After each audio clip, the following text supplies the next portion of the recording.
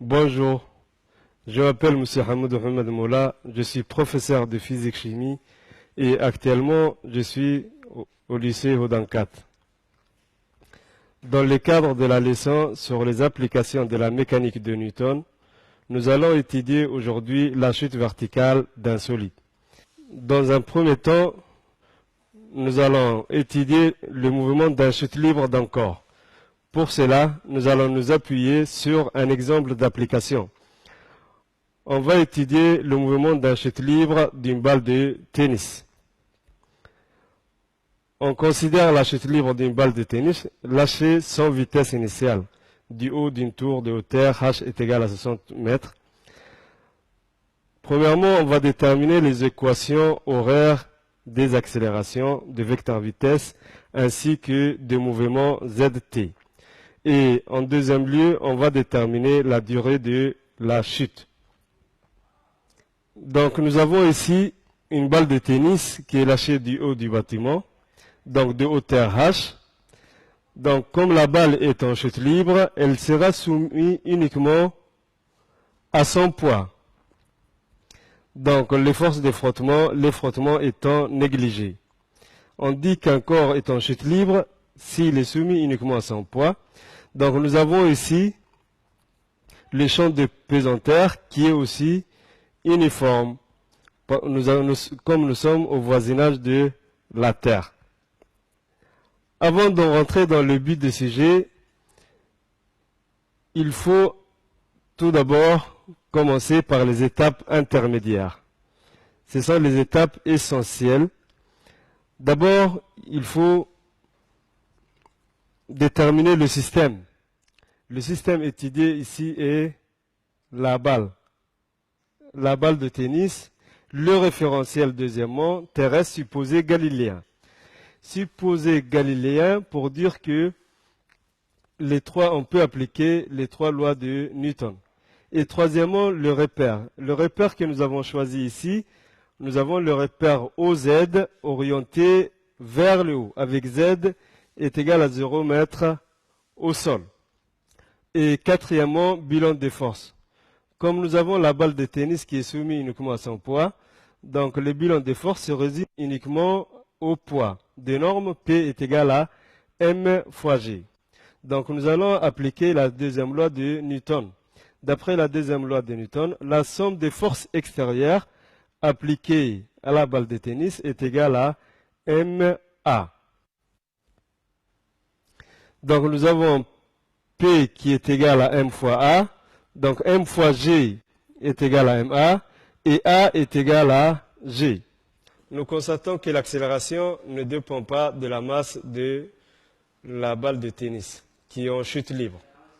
Projetons cette relation vectorielle sur l'axe OZ. Donc nous avons AZ est égal à moins G parce que nous avons vu que nous avons pris l'axe OZ qui est orienté vers le haut et G est un champ de pesanteur uniforme au voisinage de la Terre et qui est dirigé vers le bas.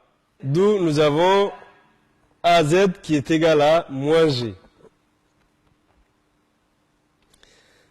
Donc on va déterminer les équations horaires du vecteur vitesse.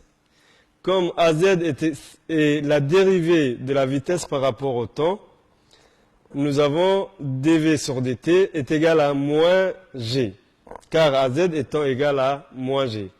Donc, on va chercher une fonction qui a pour dérivée moins g. Donc, nous avons vz dt est égal à moins gt plus une constante.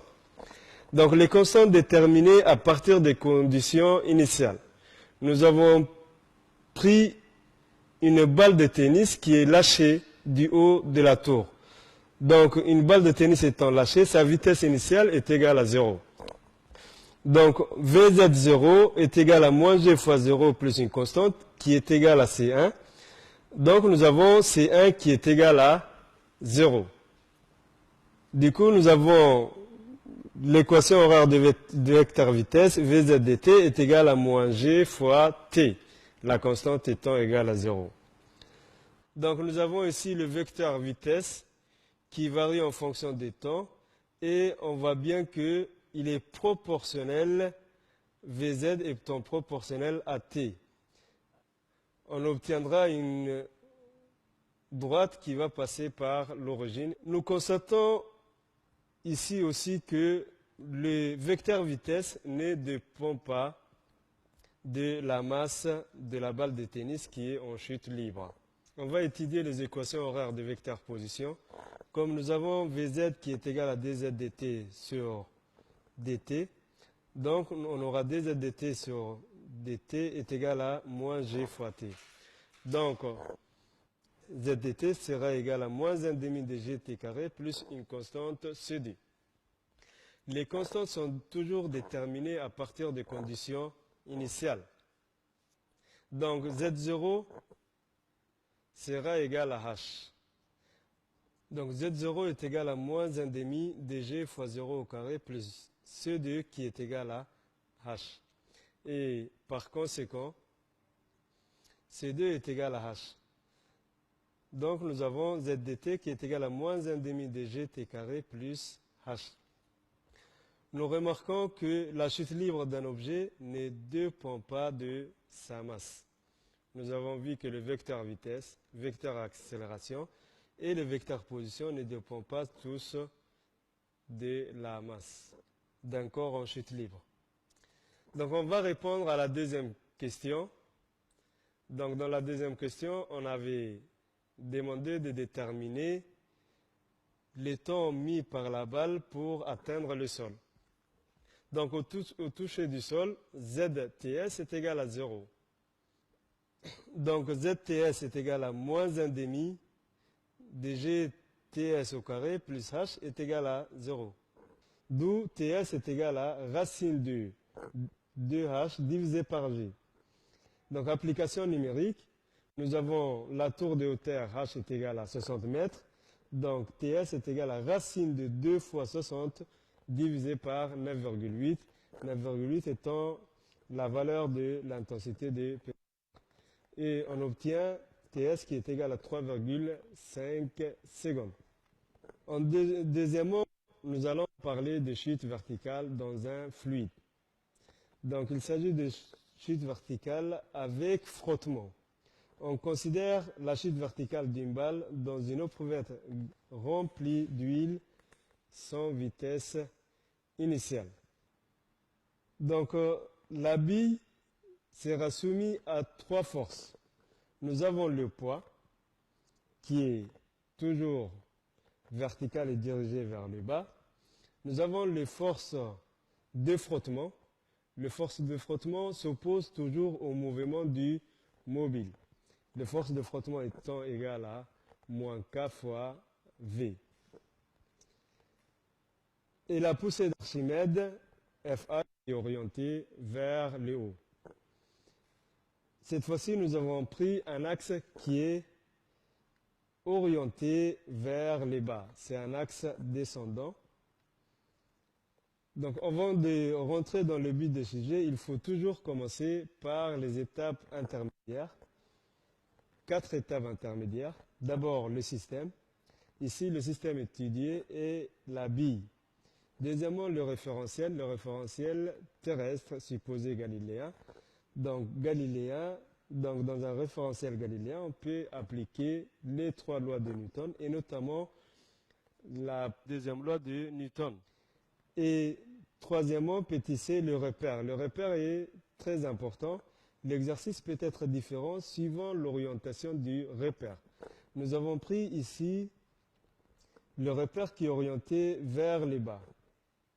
Et quatrièmement, les bilans de force. Nous avons ici la bille en acier qui est soumise à 3 forces. Le poids, P, donc de valeur P est égal à M fois G, que nous pouvons développer, qui est égal à ρ fois V fois G, M étant égal à ρ fois V. La poussée d'Archimède FA, de norme, FA est égal à ρ huile, parce que nous avons ici comme fluide l'huile, fois V, fois G. V est le volume du fluide déplacé, fois G. La poussée d'Archimède est égale, la valeur de la poussée d'Archimède est égale au poids du fluide déplacé. Et enfin, les frottements du fluide F qui est égal à K fois V. K étant la constante de frottement. Donc, les forces de frottement, elles s'opposent toujours au mouvement du mobile. Appliquons la deuxième loi de Newton. La somme des forces extérieures est égale à MA. Donc nous avons P plus FA plus F est égal à MA. Nous allons projeter cette relation vectorielle sur l'axe OX parce que le mouvement s'effectue uniquement sur l'axe vertical OX. Donc on va passer aux valeurs algébriques. Donc nous avons P qui est dirigé vers le bas et nous avons pris l'axe qui était aussi dirigé vers le bas. Donc nous avons plus P moins FA parce que nous avons un signe négatif parce que FA est orienté vers le haut et l'axe que nous avons choisi est orienté vers le bas. Donc nous avons un signe négatif. Et moins F qui est égal à MA. Or, on sait que A est égal à A, c'est la dérivée des vitesses par rapport au temps. Donc, on va remplacer le vecteur accélération par dv sur dt. P moins FA moins F est égal à M dv sur dt. Donc, on va développer. Nous avons P qui est égal à M fois G moins ρ fois V fois G moins K fois V est égal à M dv sur dt. Ensuite, nous allons diviser par M. On obtient G moins ρ fois V fois G divisé par M moins K fois V sur M est égal à dv sur dt. Donc, je vais mettre en facteur l'intensité des pesanteurs G. On obtient G 1 moins ρ sur ρ moins K fois V sur M est égal à dv sur dt. On obtient ainsi l'équation différentielle du vecteur vitesse. Nous avons la relation entre la dérivée de la vitesse et la vitesse. Lorsque la vitesse limite est atteinte, la bille chute à vitesse constante. Donc, la dérivée de la vitesse par rapport au temps sera égale à 0. On tire alors G 1 moins ρ sur ρ moins K fois V sur M sera égal à 0. Car dv sur dt est égal à 0. D'où V limite est égal à G sur K facteur M moins ρ fois V. Nous avons ici la courbe de la vitesse de la bille en chute libre dans l'huile. La bille va atteindre très rapidement la vitesse limite. D'accord? Donc on voit bien que cette courbe est composée de deux parties. La partie où la vitesse de la bille va augmenter, appelée régime transitoire, et la partie où la vitesse de la bille sera constante, appelée régime permanent.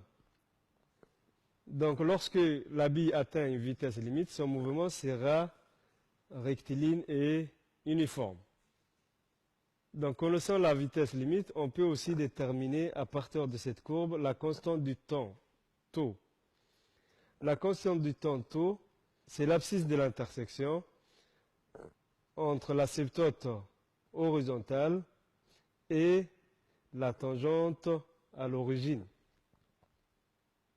Dans cette séance, nous avons étudié la chute verticale d'un solide. Dans un premier temps, nous avons étudié la chute libre d'une balle de tennis qui a été lâchée du haut de la tour. Et dans un deuxième temps, nous avons étudié la chute verticale d'une bille en acier dans une éprouveuse remplie de l'huile. Je vous remercie.